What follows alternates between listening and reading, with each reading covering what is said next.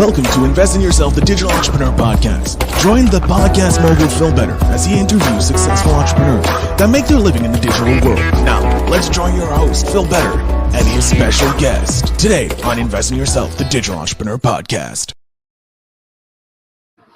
Hello and welcome back to another episode of Invest in Yourself, the Digital Entrepreneur Podcast. I am, of course, your host with the most, Phil Better, the podcast mogul, and I'm happy to introduce our guest today. They are the visionary CEO and entrepreneur who is reshaping the on-demand concierge sector through Swiftly's group innovative platform. With a relentless focus on excellence and innovation, our guest leads the charge in refining the Swiftly Group's platform and delivering exceptional services to their users. His visionary leadership and commitment to transformational solutions have positioned Swiftly Group as a game changer in the industry. Our guest's unwavering dedication to the excellence and customer satisfaction propels Swiftly Group towards a future of unprecedented success.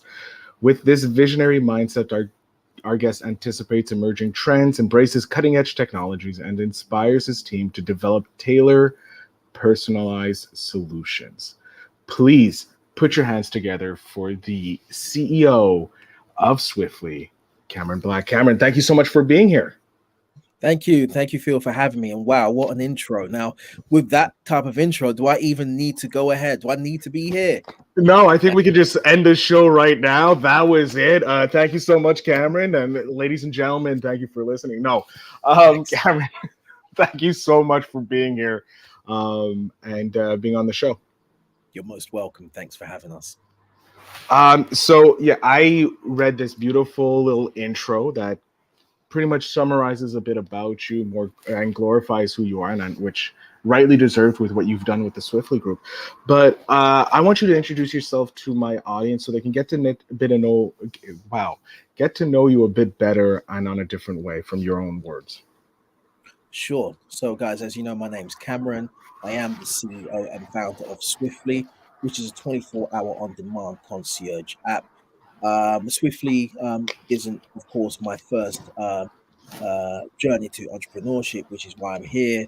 I've had sort of many renditions of other versions, and I'm here to really sort of tell your listeners more about journey into entrepreneurship, a little bit about Swiftly, and why they must keep going and follow their dreams.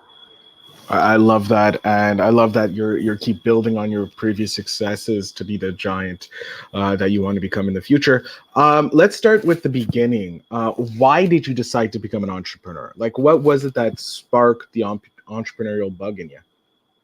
I don't think it was a decision to become an entrepreneur. It was just, you grow up as a kid and we see things that we want, whether it's fast cars or whether it's beautiful houses or clothes or vacations, and we look at our favorite football players in my case, and we aspire to be like them, and or the CEO of a company, we aspire to be like him or her, and it's just who you want to replicate.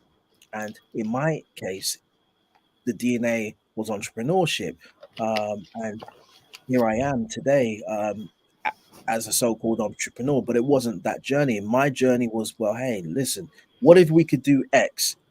We could end up with Y.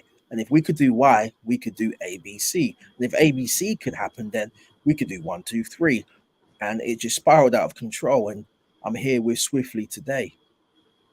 So were you in a family of entrepreneurs? Like, was that something that was fostered in your childhood, or was this something that you just had and your parents were doing the 9-to-5 stuff and you were like, no, that's not for me. I want to go off into this direction and solve these XYZ problems? It's interesting you should ask. So the answer is yes, I do come from a family full of entrepreneurs, but I never actually have seen that. So I've always been kept away from that. It's just the 9 till 5. You never know what your father or your mother's really doing. You just see them go to work and you come home, and it never really kind of clicks. Growing up in London, my mother and her brother owned a shop. It was one of the first African Caribbean shops in South London, to name. And so they would ship or fly in products weekly, fresh produce from all around the world into the store. And I remember going in there a few times, and I would sit behind the cash register with my mom, and all I would wait for was the till to open where I can get some coins, like 20p's, to go and play Space Invaders or Pac-Man, and that's what I cared about, and chewing flavored bubble gum. But I suppose some of this kind of rubbed off for me because I then actually in an early age I was buying sweets and selling it during school, but I found a way to actually get the money to buy the sweets, and to get the money wasn't through pocket money. It was actually through a very weird way where we lived on a corner house, and people wanted to park, but I would obviously take money for them to park temporarily, got the drive they needed to do so I could get money to go and buy sweets with my cousins in the morning or the next day.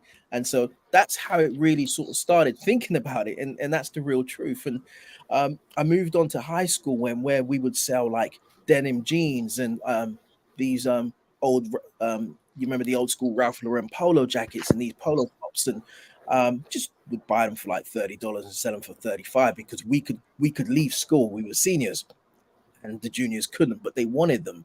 And they're like what they do now with, I think, Adidas and Nike, they do these exclusive drops. So we'll buy them. It might be five of these polos in the store. We buy them and we'll go and sell them. And that really kind of, I think, was the catalyst to me saying, right, you know what? When I grow up, I remember this, I was probably about 15, 16. I want to be a millionaire. And I remember one of these guys looking at me saying, you want to be a millionaire, but how are you going to do that? And I looked at him, that's a very good question. But all I do know is millionaires ride around in black cabs and they drink coffee and smoke cigarettes and wear pinstripe suits all day. And I want to be just like that. And the rest is history. Yeah. I love that. I love how you, even from a young age, you didn't know it, but you were born into the entrepreneurial world. You thought it was a 9 to 5, and it became a 9 to 5. And then you hustled your way, and you figure out what you wanted. How did the founding of the Swiftly Group come to be? Like, I'm guessing it started with one thing, and then you started clumping other things together. Swiftly is actually very interesting. So Swiftly was born out of my frustration for wanting everything now and yesterday. Me personally, not the consumers, but just me personally, I can be very impatient. So if I've ordered the phone, I want it now. I don't want it yesterday. Can you get it to me 9 o'clock tomorrow morning? If not, tell me where it is and I'll go and pick it up now.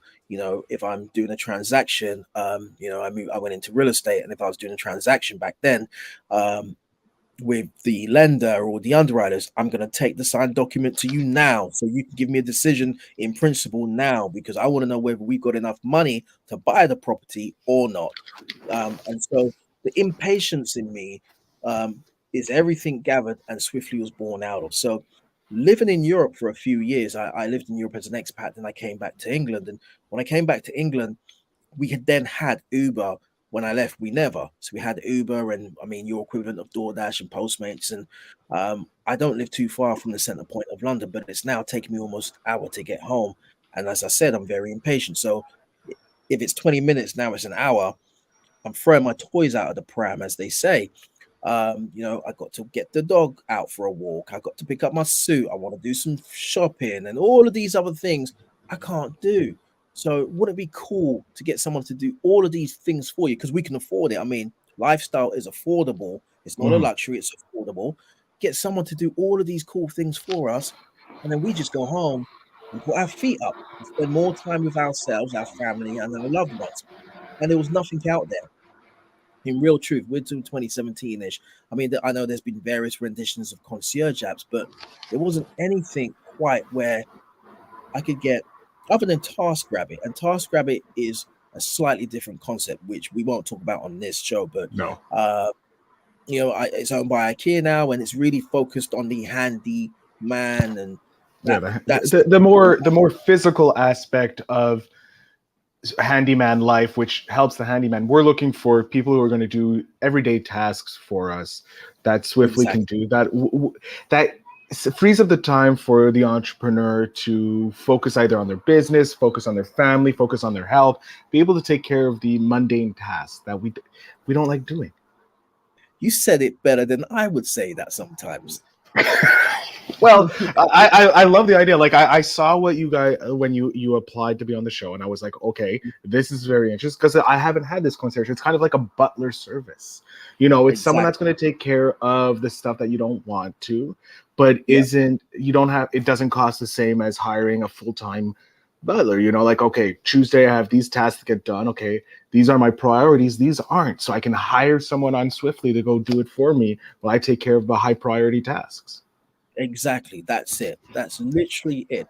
And it was just that frustration, right? So when I didn't know anything about last mile logistics. I knew nothing about. I'm an office guy, you know, pen pusher as they call it, 9 to 5. And so I took a voluntary redundancy and I learned everything about the last mile logistics. You know, we tried various versions of franchises. It didn't work, and I realized that there's a massive gap in the market, and there still is, right?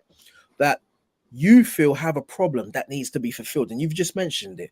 So we decided to build Swiftly. It was just myself in London, you know, and imagine if I came to your house in 2018, 2019, and I knocked on your door and I said, Phil, listen, you're busy, you're podcast mogul, you don't want to go to Trader Joe's, leave that to me. I'll go to Target, Trader Joe's, CVS, and guess what else? I'll even take your dog out for a walk and bring him or her back for you.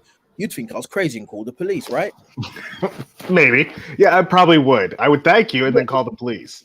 Yeah, but pretty much, right? So that literally, I'm going against the grain here, where Uber was just Uber and it's just cars being delivered, and Grubhub is just Grubhub. And there were a few companies doing grocery shopping, but there was no one actually doing what we're doing. And I kept on coming across the obstacle of, this will never work. Whatever. And 2019, I was in Seattle. It had 3 cases of COVID. This is how fresh it was. And I'm trying to sell this idea to people who are going to give us some money. Nobody wanted to give us any money. I'm like, right, this COVID thing is a myth. I came back to Europe and the whole world had shut down, right? The whole world had shut down. And I had beta tested Swiftly about a year and a half. We 6 figures business. We got customers, whatever. Okay. 2020 global shutdown. Everybody and their mum is now doing grocery shopping. Everybody and their mum is now offering this type of service in a low-hanging fruit type of way. And, you know, in June of 2020, we had some investors coming to us. The reason why I'm telling you the story is because those that are listening, I want them to understand that it is possible. And so in June 2020, we had 2 offers on the table, you know, 7% of your business, and we'll give you X amount of money from 2 major. One was an airline, one's a major retailer, global, national, multinational retailer. But we couldn't fulfill the mandate. They wanted to look at our back end, say, okay, look at your back end, we'll read your code. But by the way, we've just invested in a company that's similar to yours. So we want to read your code to make sure that it's non-compete, and then we might invest in your business. But then again, there's a company out there called 3 Words. We want you to JV with them because we've also kind of like might be doing some. And I was like, well, this sounds a bit fishy. Maybe I might just have a great idea. You want to, I don't know, see if I'm. So we said, thank you very much for your time. But what I had done is I had crowdfunded my own assets. So crowdfunded what I had and put into the business. We had some freelancers on board, and we're in the 2nd lockdown now. We hit a 3rd one, burning cash. Can't go out and do any business. So we pro bono as much as we can and try to keep the flame going. But we had to turn the lights out. And we turned the lights out because you had everybody coming out. I mean it in no bad way at all. You know, Gorillas, 200 million here. You know, Getty is coming in with Abu Dhabi investor, whoever, you know, billion. And I'm just Joe Blogs, who just wants to start a concierge business. I can't compete at that point in time with 200 million, 100 million, and $1 billion investments. So we called it a day, and I literally went on vacation for 7 months. 7 months straight, I tell you, no lie, vacation. But what I learned in that period there was let them do what they need to do. And when we come out of this, if we come out of it, we'll know exactly what we don't want to do. And that's exactly what happened. So as we came out last year before, I realized that, right, everybody's gone after the low-hanging fruit. Everybody's doing grocery shopping. Everybody's doing hot food. And everybody has an app and it's delivering. But that's not solving the problem. The problem is I need to free up my time, and I don't want to have 5 or 6 different apps. I don't want 5 or 6 different service charges, and I don't want 5 or 6 different subscriptions. So we're still in the game. So we relaunched the business in North America and built a team out in North America, and we've tried various different ways of using creative funding and leverage to build the business to the product that it is today, and use events to offset the amount of money that we would need to spend on marketing, i.e., doing some stuff around the Super Bowl, the Arizona Golf Open, NASCAR, etc. Just really trying to understand the market, because I personally have never launched a business in the US. So, I mean, for me to just skip over to the point and say, right, we're going to do this, I don't know. You call me crazy again, right? But we did it, and we've done it.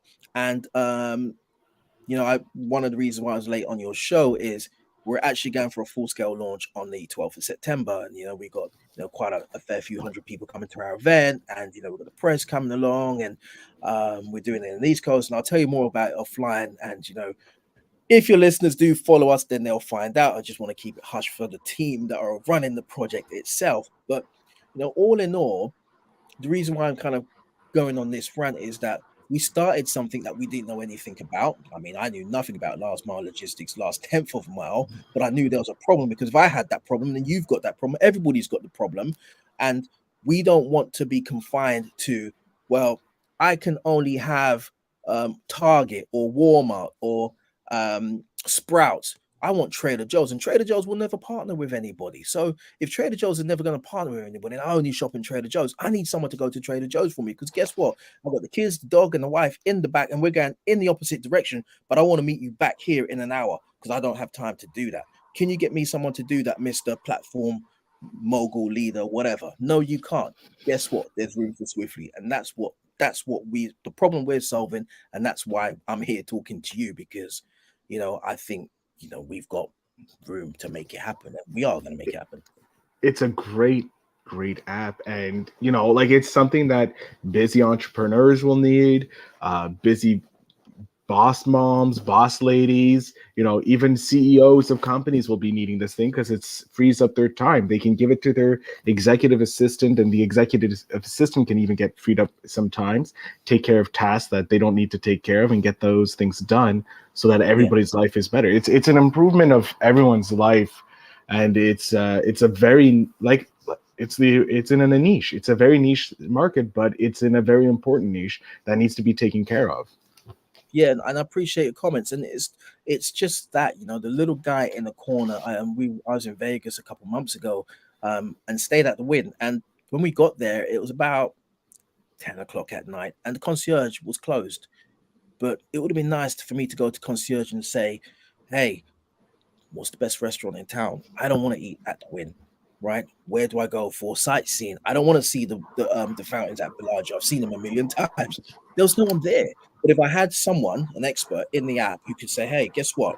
You can go and if you want me to book anything extra for you, we can make that happen." And that's what we're bringing to the table, Phil. I mean, we really I'm betting all odds on this. Telling you, mate, betting all odds on this. And we just want to make it happen. It's not about whether you're a CEO and you earn X amount of dollars. It's about just lifestyle is having everything delivered on demand. That's our motto. Luxury is affordable.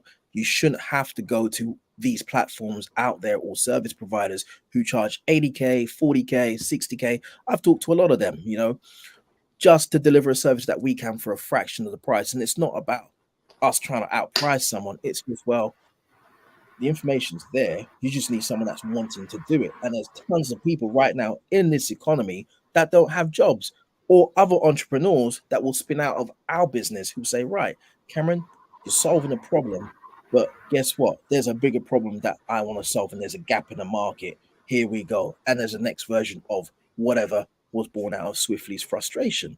And that's what we want to do, and empower everybody whilst we're doing it. And that's my mission, really. Yeah, I do love money, and I like nice things. I can't stop talking. I love talking. I'm a career salesman. I'm a career salesman. I'm telling you this. But guess what? it's brought me here to you today. It's brought me to meet people, to build Swiftly across the pond that I've never even thought of doing it. And I said to my EA, who's actually part of our company 3 years ago, I said to her, I sat in my office and said, we're going to launch a business in North America. And she looked at me like, dude, you're crazy. And I called her up and I said, guess what, Jeanette? We're coming to your town. And she was like flabbergasted. She's now on my team. She's part of our business. And we're growing from strength to strength. See, we love people to patronize us, but if you can't because we're not in your location, keep an eye on us. But the real reason why I can't stop talking is I just want anyone listening to just understand that whatever you speak and whatever you think you could just make happen, you just got to keep doing it. And I just don't talk about Swiftly, but we just got involved personally in an organic fish farm. And it was a joke. It actually started off as a joke. I bet. I was like, well, started reading about this, but we actually consume really bad food from the supermarket. But wouldn't it be great if you can actually have an organic fish farm? So we're testing out. It's not big. It's small. It's about 20,000 fish. It's not a lot. But if we can feed these fish organically, get them to grow to a certain size, then, and they're all clean and bred in the right way, we're one step further to actually helping and solving another problem, which is, not killing the fish that naturally grow in the ocean. Wow, yeah. My God, I love this that you're solving problem after problem, Cameron. It's inspiring. It's great for my audience to know that they can focus on one while having those side projects and help building those things. My question for you is: I know you answered a quick question here. What you want to see yourself in 5 years? You mentioned playing golf, which is an interesting thing. But where do you see Swiftly in 5 years? In 5 years, I would love us to have solved multitude of problems in multiple regions. So we want to grow out of the US. One of the reasons why we relaunched the business in North America was I felt that it would give us that springboard to then come back into the UK, which we will be doing, and also into Europe, but use the experience and the knowledge that we've learned across the East and the West and the Mid and South to really grow and solve problems across, because it's not just about, being $1 million company, but it's about how far can we reach. And in 5 years, I want us to be able to have not just reached, but also been impactful as well, socially and responsibly also. I like that. What are some of the things that you and Swiftly are doing to impact the world socially? Well, I support a number of charities myself personally, and we have a certain amount of the revenue that we will get and that we do get going to people who are less fortunate than us. So we're working with one of these water charities to provide wells in various third world countries. So we've got a plan in place to ensure that some villages and towns can get some clean drinking water as first and foremost during the Christmas periods as well. Inspired by one of the virtual mentors, as you call it, Tony Robbins, to try and feed as many people as we can, and also just volunteer as much as we can. I've recently signed up to the Prostate Cancer for Men awareness, so I'm going to be doing a fun run for that as well. So there's a lot that we want to do as well, just not, build and change, but support other social causes. No, I love that. I love seeing entrepreneurs also working in that those social causes, helping people from across the world to have a better life, so that the next generation can be even better and stand again on the shoulders of giants, like our virtual mentor Tony Robbins says. Your greatness comes when you stand on the shoulders of others and acknowledge that. So I want to thank you for that, and that's a great social command. In your journey with Swiftly, has there been a moment that you're like, wow, we were able to accomplish something, or you got this amazing feedback from either one of your helpers or one of the clients that use your program?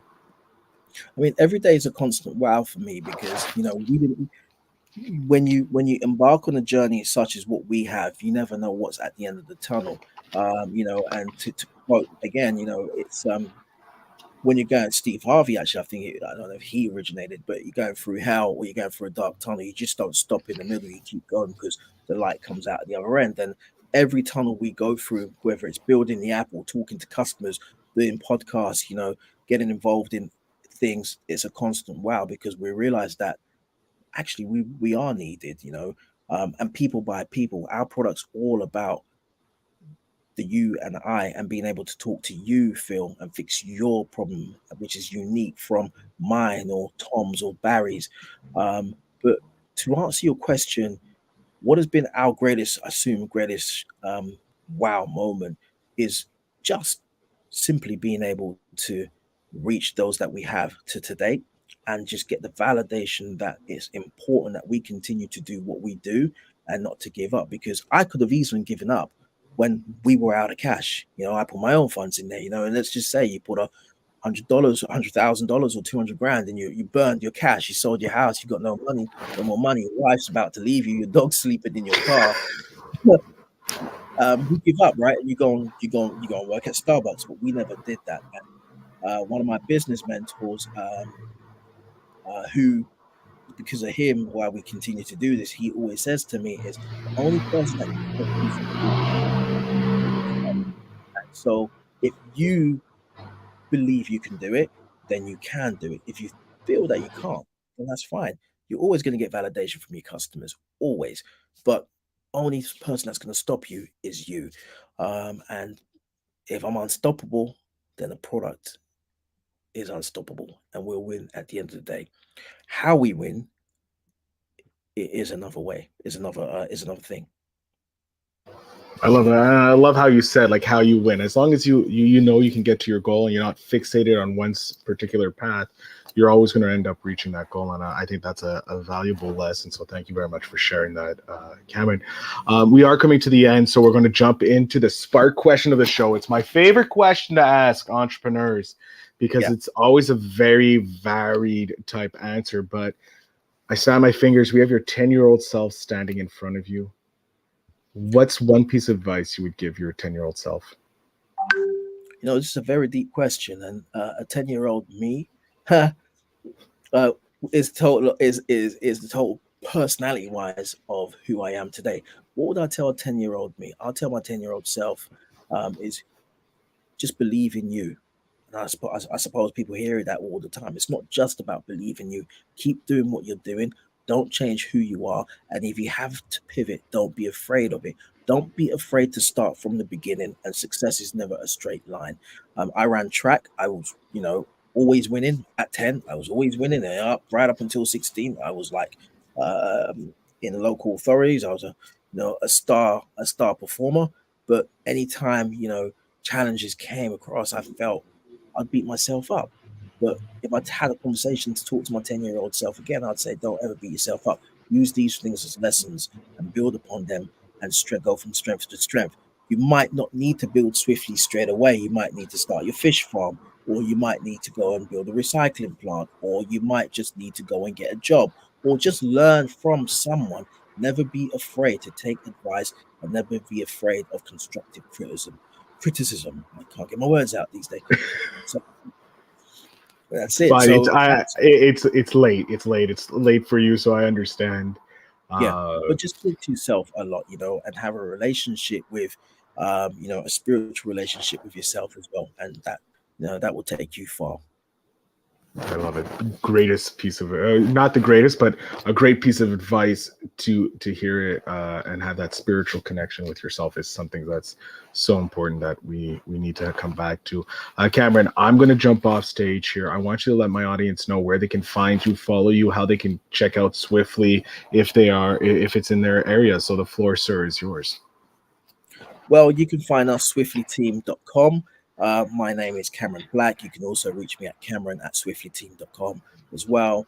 Feel free to download the app. And if you're in Phoenix or Ohio, please feel free to drop by to one of our workshops. We'd be more than happy to have you.